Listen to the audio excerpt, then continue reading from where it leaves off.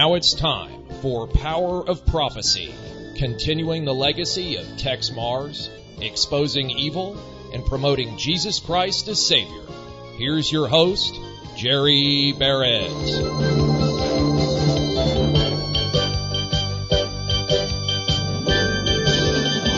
Hello, friends, and welcome to another edition of Power of Prophecy. I'm your host, Jerry Barrett. Honored to have you join me again this week. I have got a very, very special guest for us this week. I had the chance to meet Phil Tourney when America Free Press had a conference here in Austin a few years ago, and I listened to him speak on what happened on the USS Liberty. Now, I know a bunch of my listeners know about the Liberty, but there are still a number of people who, well, are still naive about this. So it is my honor to welcome Phil Tourney to the broadcast. Phil, welcome to Power of Prophecy. Well, thank you, Jerry. I certainly appreciate the introduction, and hopefully we can get a few people educated. If not, they'll get more news on what's going on with the USS Liberty. Exactly. You know, I watched the interview that you did with Candace Owens. I think that was probably the most important interview I've ever seen, because somebody that a lot of people respect, that they trust in her judgment, her meteoric rise to her position where she's at. I mean, she's got millions of followers. She does a great job. But the look on her face, Phil, when you talked to her about this was priceless. To have her on your side it's invaluable. But before we get into some of the questions I have for you, I know that during the interview with Candace Owens, you gave your organization's website. Can you give that to our listeners? Yeah, thanks, Jerry. LibertyVeterans.org, .org, and you can go on there to buy merchandise, commemorative coins, cups, shirts. There's a myriad of things you can get there. Or if you want to donate to the LVA, it certainly would help us out in this time when we're having a lot of turmoils and problems coming up to our June 8th, 67, June 8th, 1967, 58 years ago reunion in Virginia this year. Awesome. Now, I also found you on Twitter, and that is at USS Liberty Vets. So yeah, USS Liberty, or just Liberty Veterans would be fine. Yes. So go to the libertyveterans.org. You can get the newsletter. You can look at the events that are coming up. You said it, 58 years, Phil. It's just, yeah. And if it hadn't been for alternative media, I still don't know that anybody, other than people who subscribe to Willis Carto's newsletters or listen to Tex Mars, I don't know anybody would be aware of what happened on June 8th, 1967. Now, that's perfectly said. Now, when did you enlist in the Navy? I enlisted February the 6th, 1964. And was this a lifelong dream, or? Well, it really wasn't a lifetime dream, but my two brothers were already in the Navy. And I had quit school to go help my dad. He had a small business and he needed help. I quit school in the 7th grade. And when I got to be 17, I said, well, I've had enough of this hard labor. I'm going to try to go get in the Navy and see how that works out for me. It worked out great. Oh, that's a sarcastic comment because of what happened. But so before you were transferred to the USS Liberty, where were you stationed? I was stationed in Port Chicago, California. I was aboard the USS Mauna Kea, AE-22 is an ammunition ship. I made 2 tours of Vietnam before I got aboard the Liberty. And when I got back, my second cruise to Vietnam, I got transferred to the Liberty. And when you got to the Liberty, I saw the interview with Candace. You were excited to be in the Atlantic and not dealing with the Pacific conflict with Vietnam and all that. And you were going to get to see different parts of the world. But when you got to the Liberty, did you know what it was? No, I did not. I could kind of tell, but I didn't know for sure. I was still a punk kid, and they told me they mapped the bottom of the ocean, and I believed them for a couple of weeks till I found out exactly what was going on. There was 2 different crews aboard that ship. The spies and ship's company, and I was in ship's company. There was about 200 spies, and the rest was ship's company. There was 200 spies and 94 ship's company. So there's 294 souls aboard the ship. And you were in charge of making sure the ship was underway, that all the systems were working, and well, yeah. Well, that wasn't my main duty, but yeah, I stood watch with the evaporators and the boiler watches and things like that in the engine room, and I got transferred to shipfitter shop, to metal shop, and we did all the plumbing and potable water and salt water and things like that, keeping the lines going. And I knew every line on that ship. I had to trace them out. George Golden was my division officer. He was in World War II and a brave man. This is when he got aboard the Liberty. That was his 3rd ship that he'd been torpedoed on. Twice in World War II, and then once aboard the Liberty. Wow. So you figured out it's a spy ship. You didn't intermingle with the spies, right? You pretty much kept to your own shipmates. Yeah, well, the spies weren't allowed to talk to us, and we weren't allowed to talk to them.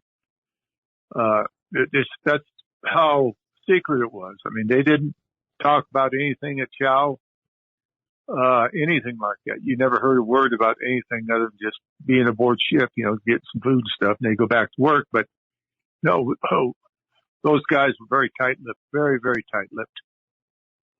Now, you spent most of your tour on the Liberty off the coast of Africa. What were y'all doing there?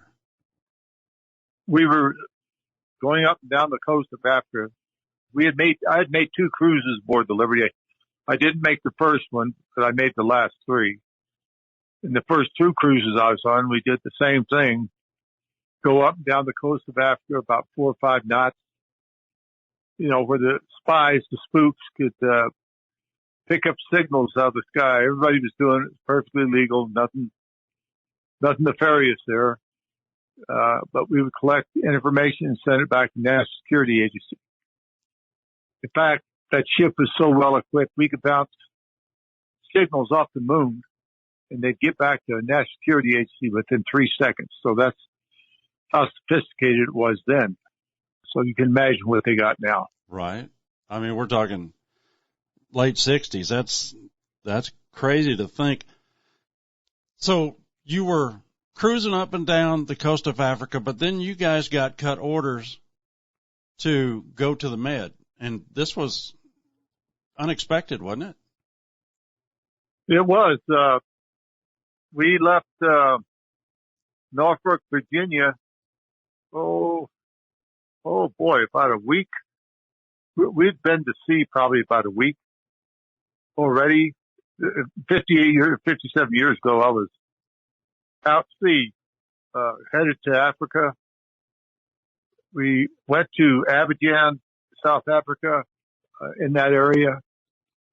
And we got emergency orders as soon as we docked to get the heck out of there right now.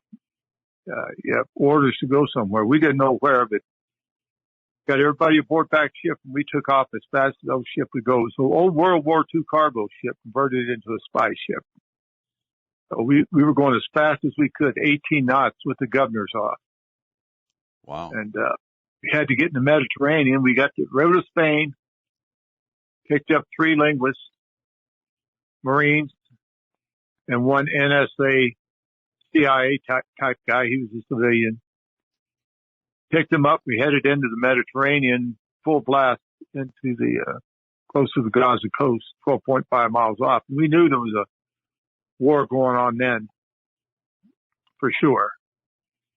We got there on June the 7th, about daylight, and we did our regular maneuvers up and down the coast, 12.5 miles in international water. And that morning, Israeli reconnaissance aircraft flew over our ship over and over again. And they got so low to the ship, the deck plates were rattled from their motors. They were prop planes, DC-3 and a flying Boxcar and smaller planes, single engine planes that constantly over saw us. And we saw the Star of David on the ships, Jerry. And, we'd asked for a destroyer escort before we went into the area, because we were alone and we were going into a war zone. And the Navy denied it, said you don't need a destroyer escort. You got your flag and your markings. Everybody knows who you are. Don't worry about it. If anything happens, we'll come to help you. So on the 8th, the same thing happened all over again. Reconnaissance aircraft. We'd wave at the pilots. They'd wave back. Everything was very friendly. They tipped their wings, and we were happy to see them there. We thought that, they were there to protect us if anything happened. But little did we know, at 2 o'clock in the afternoon, the attack began with Mystere and Mirage jet. Approximately 30 sorties pounding our ship with rockets, cannons, machine gun fire, and napalm. They took out every antenna on that ship except one that Terry took offline, Terry Haldebardi, because it wasn't tuning. And that's how they shot all the electronic gear up, because they were tuning the missiles seeped in on those tuners and just destroyed all the communications we had. We were deaf and dumb that time. But Terry, about 10 minutes into the air attack, got a message out. Rockstar, under attack by unknown jet aircraft. Rockstar, we need help. These planes were unmarked. We didn't know who they were. The Mystere Mirage jets blackened out. We thought they were the Arabs. We had no idea. It wouldn't be the Israelis, our best friends in the whole wide world. No, it couldn't be them. And then the Navy, the 6th Fleet, got the message. They got the message back all around the world. When it's clear as far away as Vietnam, they picked it up.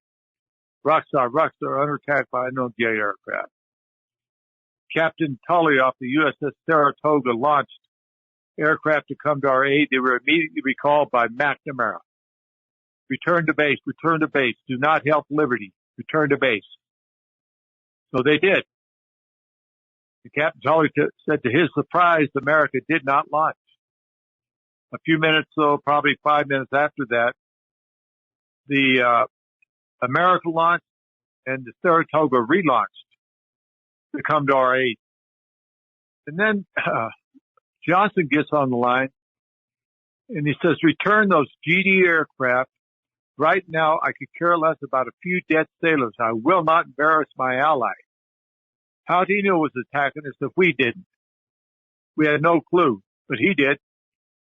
Our own government set us up to sink. The air attack lasted for 25, 30 minutes.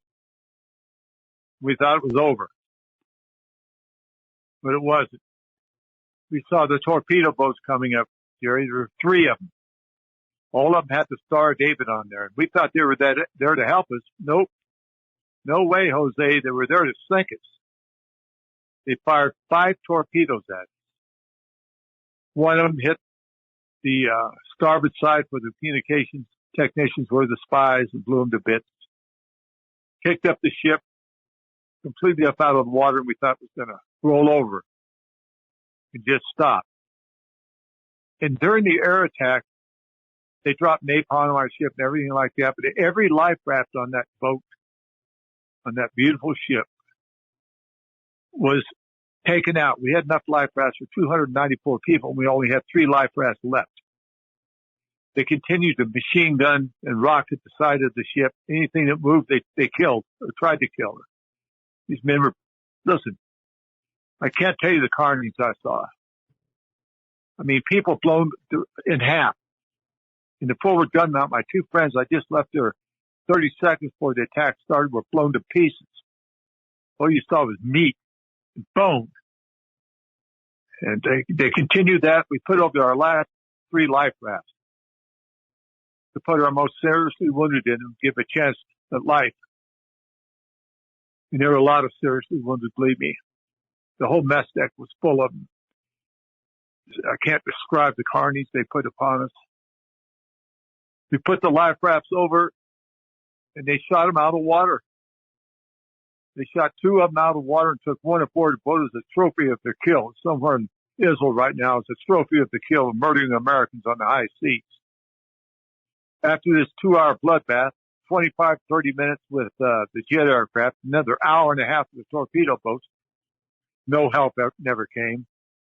They finally left. I guess they ran out of ammo, and they sent troop-carrying helicopters over to finish us off. They were hovering over the starboard side. I looked at one of they had their feet on the skids with automatic weapons ready to board our ship. I gave that dude the finger, and I thought it was a dead man anyway. Might as well tell him the way I felt. And he just smiled at me and gave me the finger back, and all of a sudden they left. I guess the gig was up. They didn't get the job done in 2 hours. Can you imagine? 2 hours, the IDF with all their torpedoes and rockets and cannons and machine guns couldn't sink that old World War II ship. There was a 40 by 40 foot hole in it. 40 by 40 foot hole with men blown to bits inside of it. Nobody else come to help us but our Father in heaven. Jesus Christ held that ship up. And I know why. For days just like this, so I can tell the truth exactly what these SOBs did to American sailors and Marines on the high seas. You know, I've seen pictures of the Liberty after the attack. I've never seen pictures of the Liberty before. You said she was a big, beautiful ship. I've seen the carnage, the torpedo hole. I don't know how that thing didn't sink other than the hand of God, Phil. But absolutely. Think about, one hit midships and the other 4 missed. How did that happen? Right. I think that's another power of God. He was not going. He's the only entity, the highest being in the world, in the universe, that saved that old ship so we could tell the truth. And that's what I've been doing. And then our government, after the USS America got there and the USS Davis and Massey, now they left us out there for 17 hours at night, and no help ever came to us. They didn't even send a Piper Cub over there to see how we were doing. I don't blame the Navy. It was the higher-ups that did it. The pilots and the men aboard those ships wanted to help us, the Saratoga and the America and their ancillary ships. But our government wouldn't let them because they wanted us to sink. That was the plan, Jerry, to sink that ship, blame it on Egypt, and bring us into World War III. They had SAC aircraft in the air even before the attack started, ready to bomb Cairo. They were already in the air even before attack started. So think about that. Out of Nebraska, SAC aircraft. We had submarines, the USS Amberjack and the USS Andrew Jackson under us. They never helped us. They weren't allowed to. People have said they filmed it all. I'm sure they have. They're probably still scratching their heads in Haifa right now in Jerusalem. How come we couldn't sink that ship? Well, they didn't, but they got by with cold-blooded murder thanks to LBJ and every president since up to Trump will not lift a finger to help the crew of the USS Liberty tell our story in front of Congress. The story is so damning and so diabolical. What they did to their own servicemen, hiring the hitmen, Israel to sink us, and our government would come in there to help them to finish it up, and they'd have taken all that land right then in 1967. That was the plan. What's going on in Gaza right now would be happening if we would have sunk. Right. They would have already taken it all.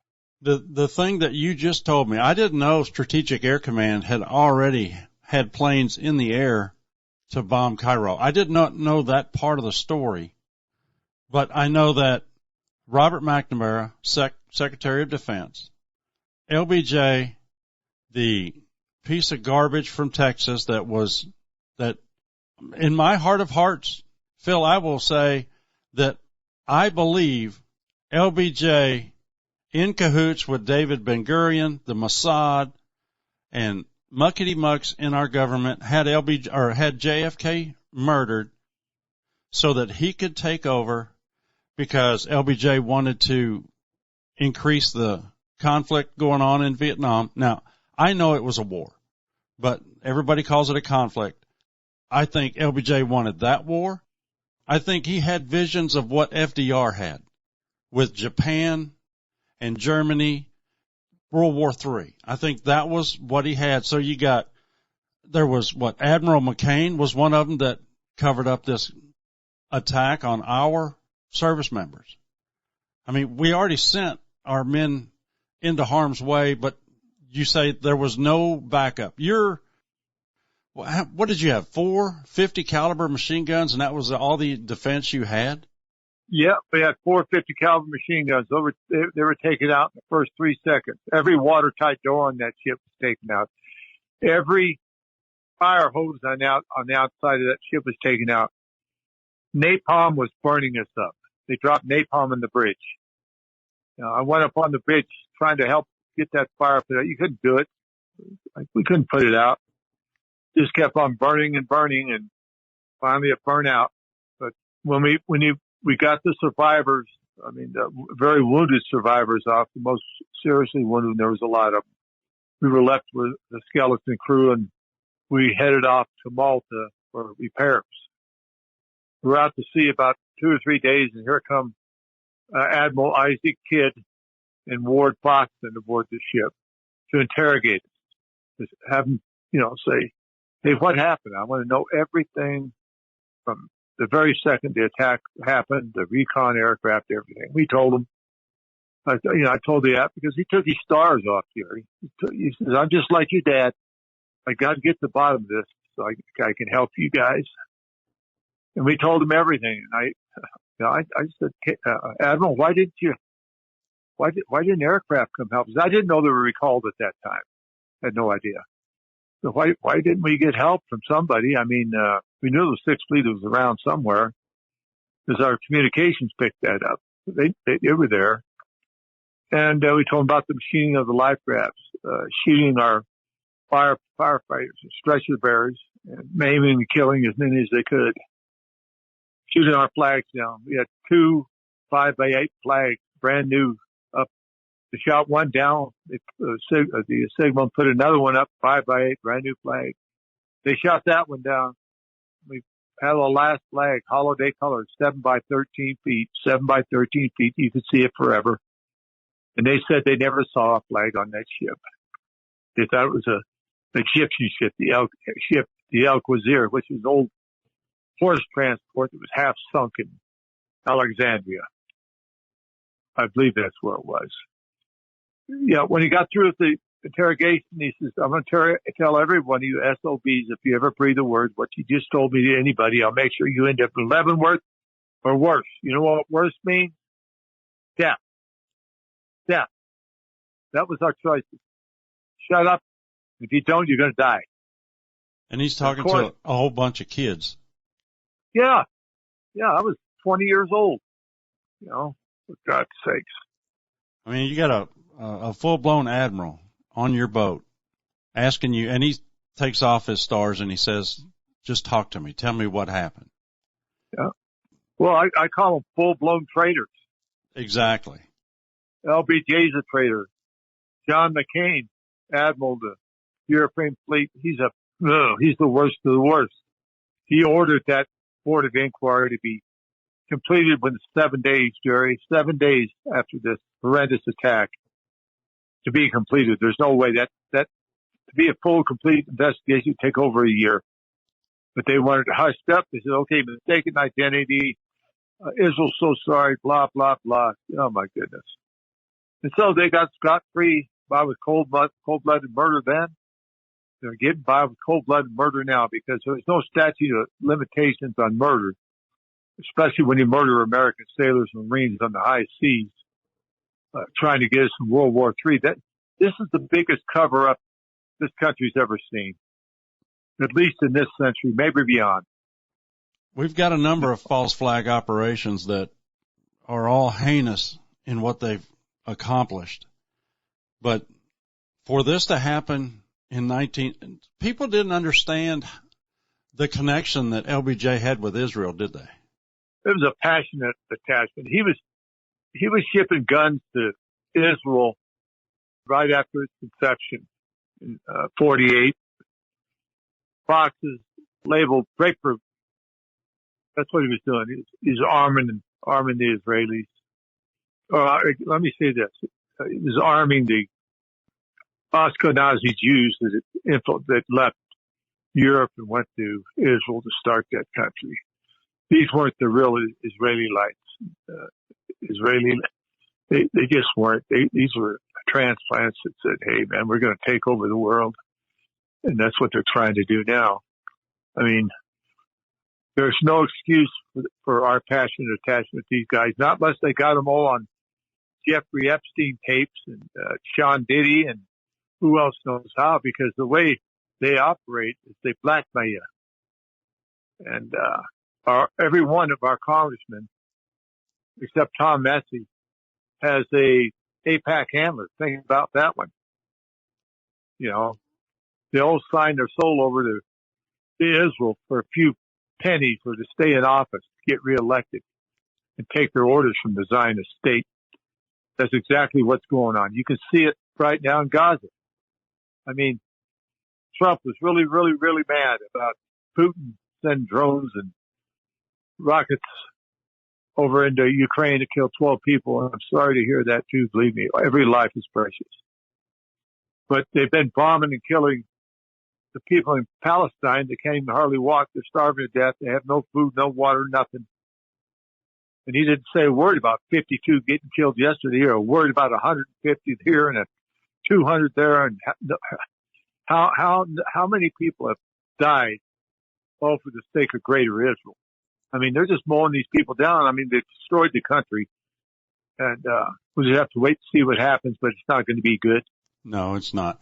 You mentioned Putin sending drones to Ukraine. Well, Ukraine is part of greater Israel as well. I mean, that's all part and parcel with this entire scheme that the Zionists have put together so that they could control all of this land. We're their bully to... I don't think we're their bully, Jerry. I don't think we're their bully. We're bought and paid for. They tell us what to do, and we do it. That's a fact. So, no, they're willing. They're willing participants. Every one of those Congress people and in the cabinet, Trump's cabinet, and other cabinets, all the way back to LBJ and probably before. Yeah. Well, all Israeli stooges. If you think, how did they get the nuclear bomb? And that's something we can cover in the second half, but we have flown through 30 minutes. We have to take a brief pause. My guest today is Phil Tourney from the USS Liberty. You're listening to Power of Prophecy. Stay with us, won't you? We'll be right back.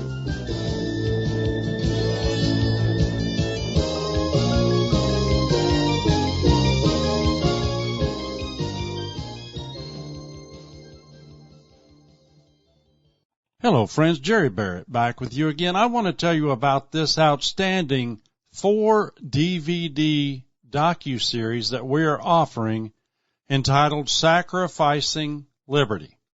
This stunning documentary examines the tragic attack on the USS Liberty by Israeli forces on June 8, 1967.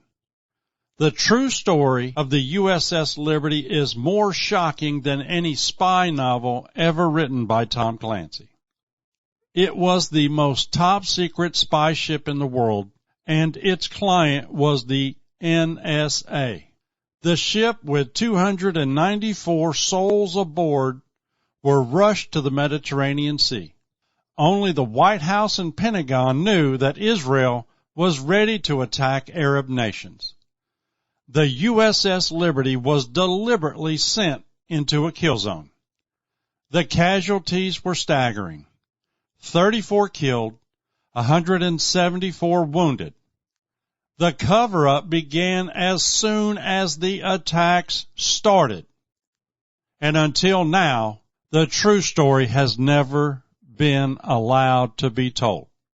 The aging survivors have finally been allowed to tell the true story. And sacrificing liberty sets the record straight. The truth told for the first time about Israel's massacre of the crewmen aboard the USS Liberty. There is lost video footage seen for the first time in decades. There are shocking first-time eyewitness testimonies from the men who survived this heinous attack. There is gut-wrenching descriptions of the carnage unleashed by the Israeli gunboats and Israeli warplanes. It connects the dots that link Lyndon Baines Johnson to the failed false flag operation to start a war with Egypt. Uncensored USS Liberty crewmen tell their true stories for the first time in 53 years. What was the role of Senator John McCain's dad in the cover-up? This docuseries also uncovers LBJ's Mossad mistress in the White House. This is a powerful documentary. 4 parts, only $30. Please add $6 shipping and handling. That will make your total $36 for Sacrificing Liberty. You can order your copy by phoning us toll-free in the United States and Canada at 1-800-234-9673. Again, that's 1-800-234-9673. If you care to phone our regular line, that number is 512-263-9780. We're in the office Monday through Friday, 8 a.m. to 5 p.m. Central Time. If you don't get us, please leave your name, number, and a brief message, and we will call you back as soon as we possibly can.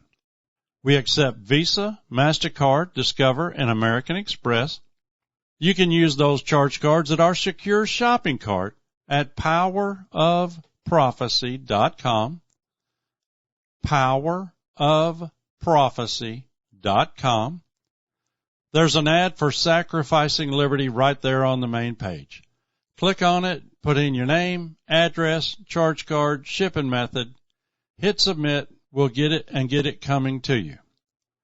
Now, if you care to send in a check, money order, or cash, please make your check or money order payable to Power of Prophecy, and you can mail it to us here at 4819 R.O. Drive, Suite 102, Spicewood, Texas, and our zip code is 78669. $36 postpaid for Sacrificing Liberty. Okay, and now let's return to our regular program. My guest today is Phil Tourney. Phil, welcome back. Thank you, Jerry. Quite an interesting conversation the first half hour. I have been honored to have you as a guest. It just makes me feel so good to have you on here to tell this story. This is going to air on the anniversary of the attack on the Liberty, but your organization has a big meeting coming up on this weekend?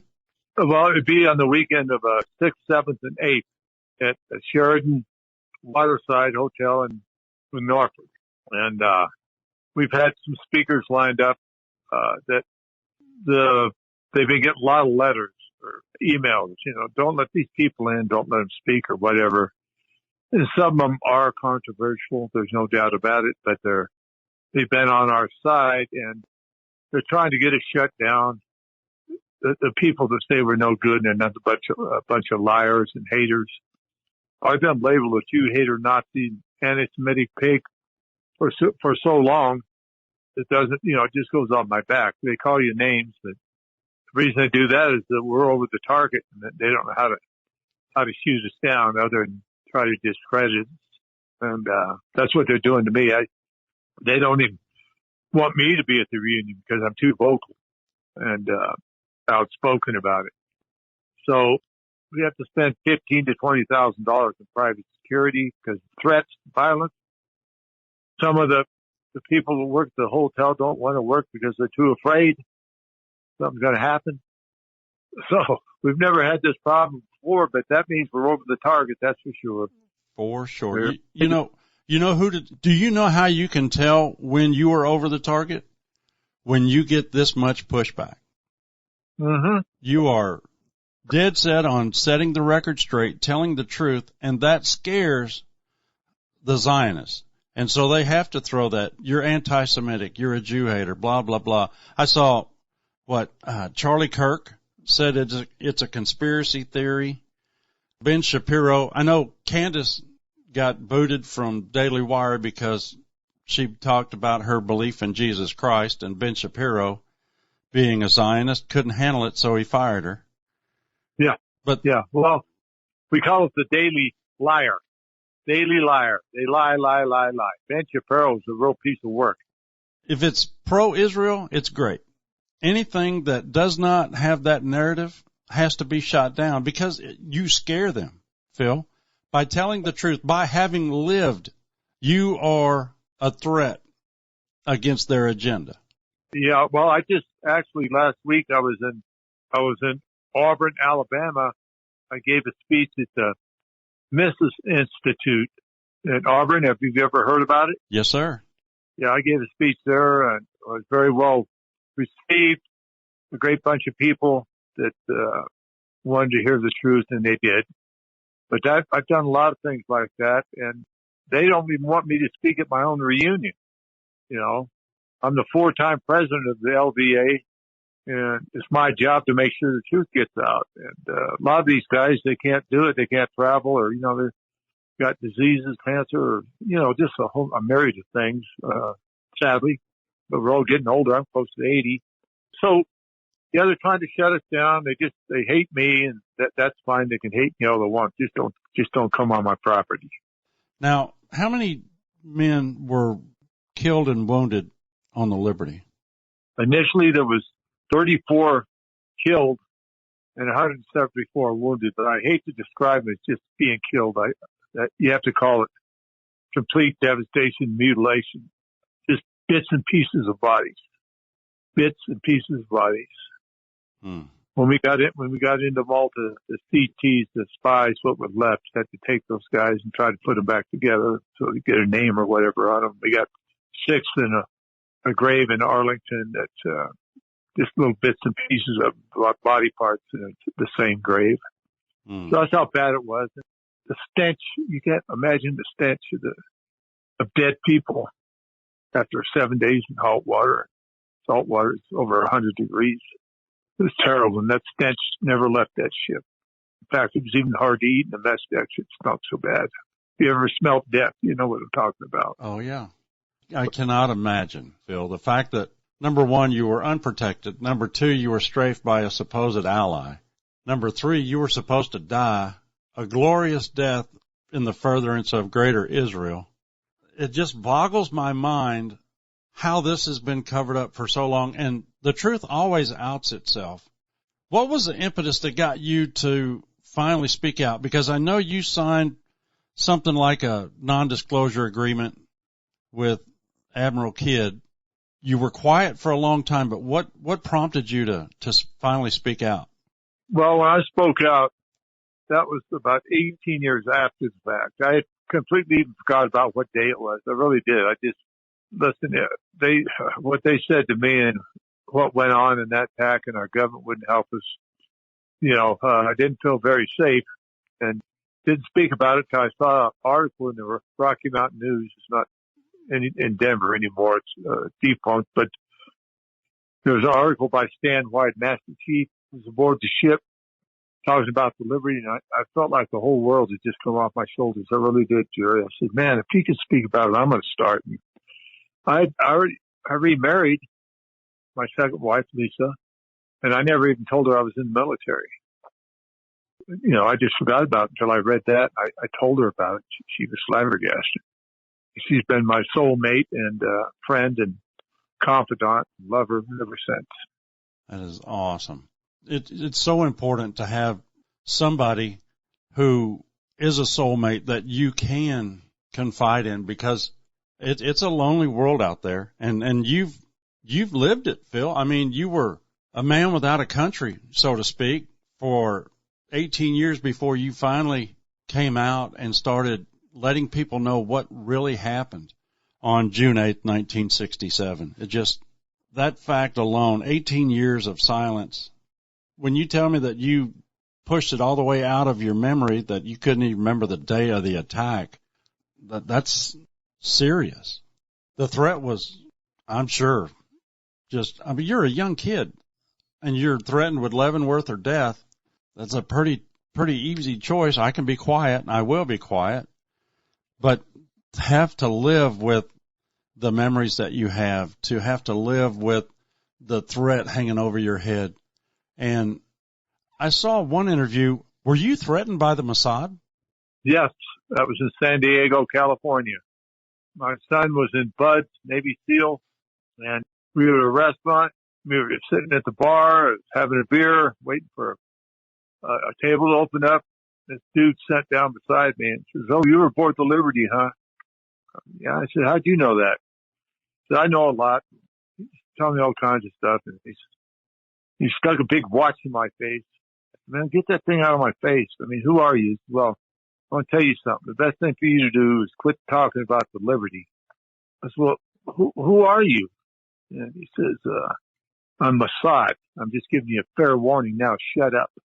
My wife was on the other side of me. She heard it. She gave him more heck than I did. But yeah, it was a threat. Even if he was a Mossad agent, the message came loud and clear. But that didn't shut me up. I haven't shut up in 42 years. And if I die right away, I didn't die of a heart attack, fall down a flight of stairs, jump out of a plane without a parachute, or get electrocuted. I want a complete autopsy on me if I go down. And, old age, I hope that's what gets me. But I got a target. They target me all the time. They target me on X.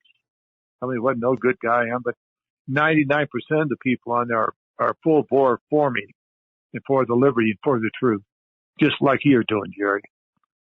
100% truth. That's the only option for me, is the truth. I don't want to sugarcoat it. I don't want to downplay some of the things. What I've read, what I've heard, what the pictures I've seen.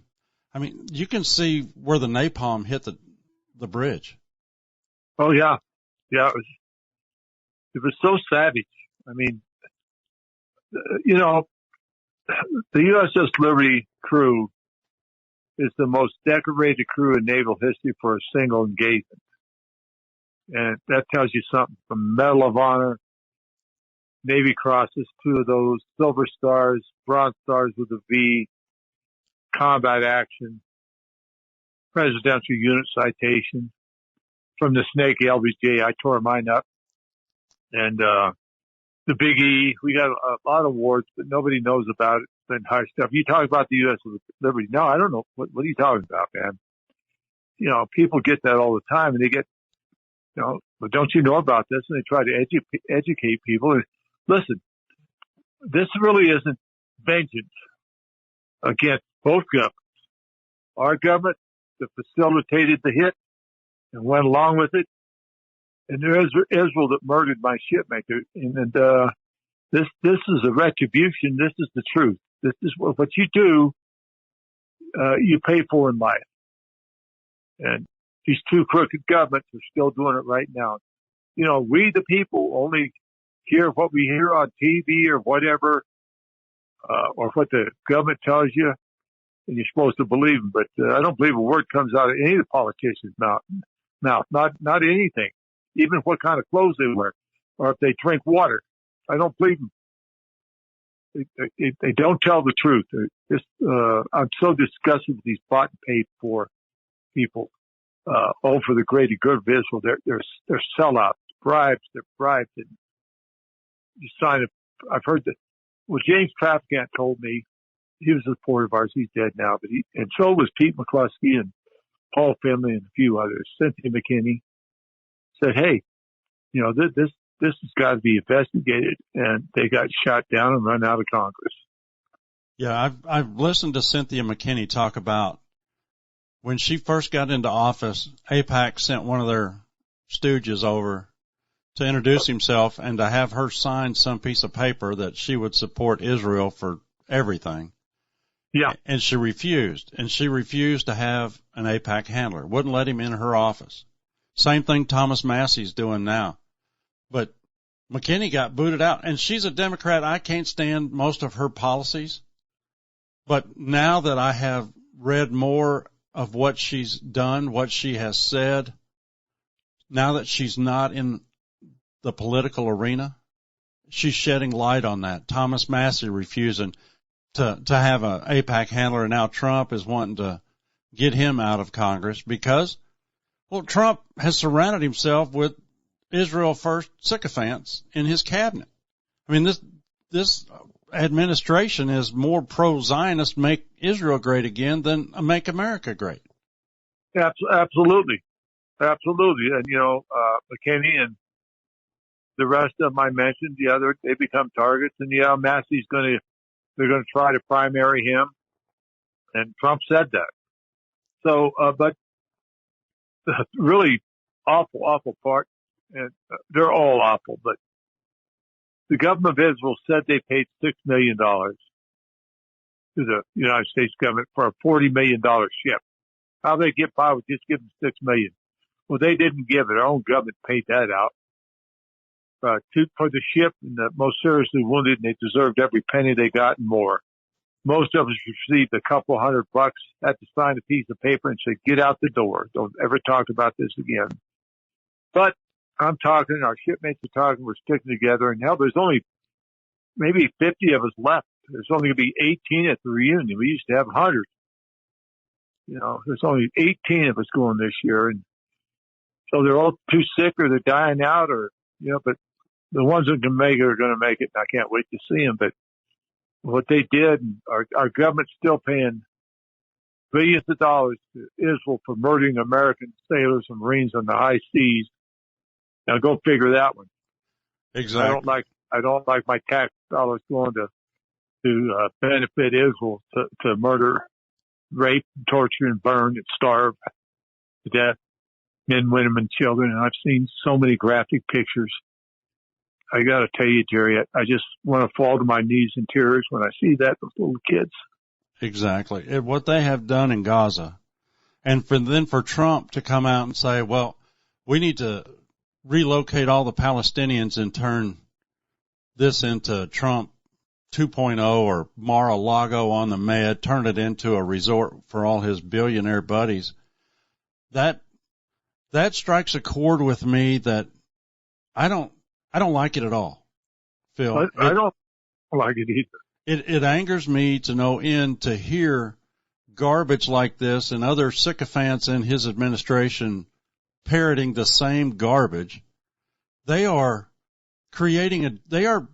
perpetrating a genocide on the Palestinian people. And who benefits? You know, that's one thing in my research, Phil, that always comes up, and I use the Latin phrase cui bono. Who benefits for what they're doing in Gaza? They want to raise all the buildings and rebuild it. For who? Because it won't be the Palestinians. No. They're doing it for themselves. And, you know, the only real Semites in Gaza are the Palestinians. You know, they use this anti-Semite stuff, anti-Semitic, and all this stuff to label people. And that anti-Semitism stuff is about wore out. People are figuring it out. It's just about wore out. Every time something goes, anti-Semitism, anti-Semitism, anti-Semitism.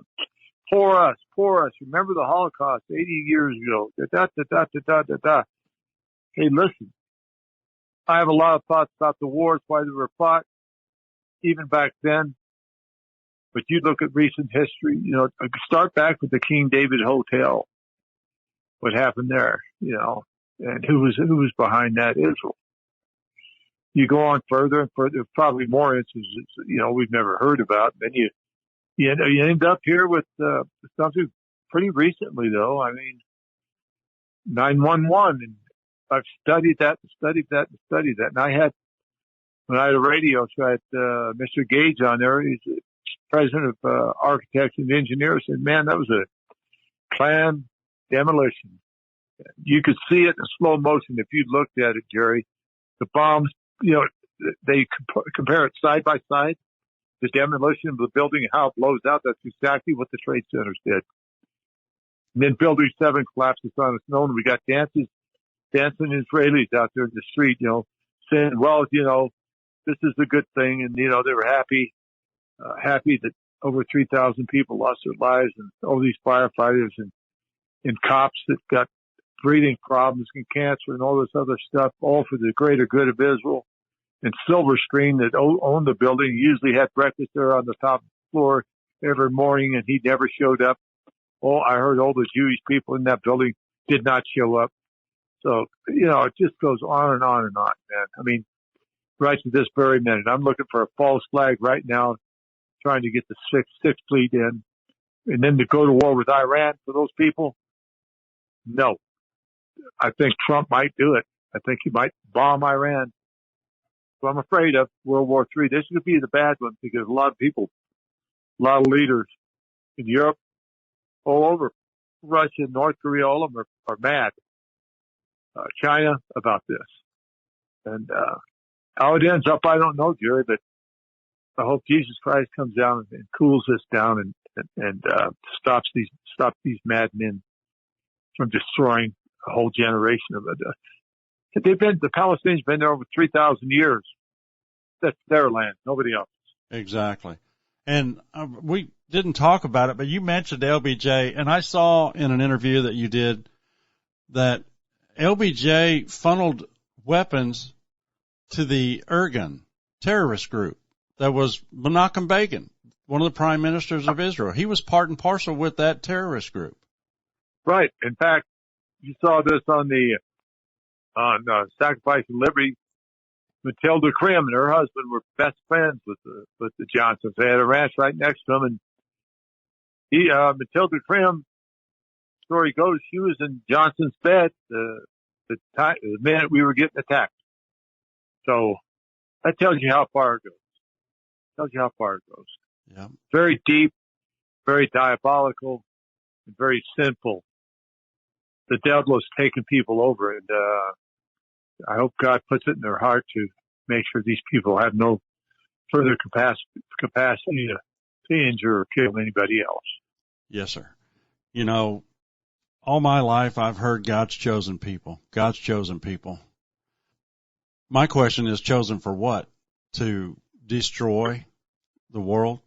Because if they attack Iran, then nuclear war is going to break out. I believe that in my heart of hearts, that entire area is going to be decimated, and the fallout is going to be global. It is going to be global. And how many other nuclear countries are we going to bring into? Is this Armageddon? Who knows? I mean, is this the way of the world? You know. But anything Israel wants, they get on a silver platter. They got more money. I still hate this. They got more money murdering my shipmates than they ever got in their life, and they're still getting it. If it had been any other country in the world, they wouldn't have had a very good future, because they've been annihilated. But Israel can murder Americans at will, or anybody else can get by with it because they're God's chosen people. Not really. If you look at the Old Covenant and the New Covenant kind of shoves the Old Covenant way aside. It is waxed away. It is no longer. It was replaced when Jesus Christ came. He was the New Covenant. He is our Lord and Savior. He is the one that should be worshiped. But, the Zionists, the Jews, those that are in Judaism are bought into this fables and lies and traditions of men, not God's word. They refuse to admit that Christ is our Savior. I mean, in the Talmud, it says that Jesus he's a bastard son of a whore boiling in a vat of excrement. That's what the Jews think of Christians. And yet, our government will sell our men and women down the river to foment the greater Israel agenda. Phil, that makes me livid. Well, it does me too. Well, so God's chosen people. They wear that banner, that cloth with great pride, but I don't think we're all God's chosen people. We're all God's chosen people. He didn't pick out a group of people to say, I'm better than you. In fact, I watched a thing yesterday that said, because we're Jews, you should bow down to us. You should bow down to us because God saved us to rule you. Now that says it right there. And then they're celebrating killing people. And I'm sure they celebrated in Israel in 1967 when they almost sunk our ship.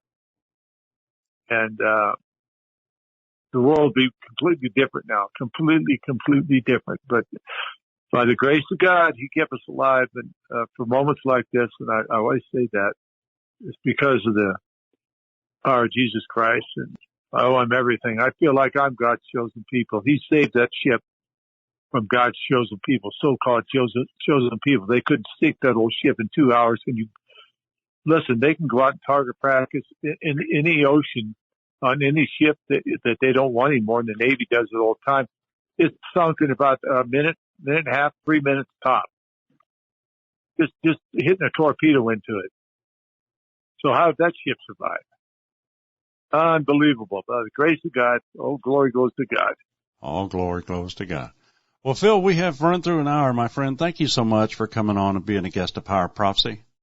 Hey, man, Jerry, God bless you, brother. And it's my pleasure. Anything I can help you with or do anything like that, I'd be glad to. So again, to your audience, if you spare a few bucks, go to libertyveterans.org, throw it our way, buy something. We're a small group, but we're not giving up. We're a mighty group. This is like David and Goliath. Amen. And here we are, and we ain't going away. Now, go to libertyvets.org. There is an event calendar. You can see where this meeting is going to be in the first weekend of June.